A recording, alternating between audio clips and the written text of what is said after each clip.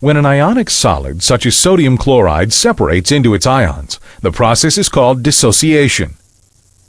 Examine a crystal of sodium chloride in water.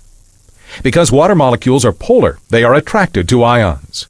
The negatively charged part of the water molecule, the oxygen part, is attracted to the positively charged sodium ion, and this attraction pulls sodium ions out of the crystal and into the solution.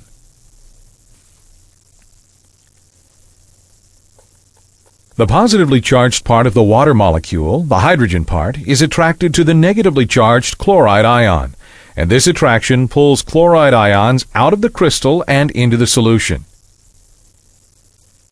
However, polar molecules such as hydrogen chloride don't exist as ions. They become ions in a process called ionization. The negatively charged part of the water molecule is attracted to the positively charged part of the hydrogen chloride molecule.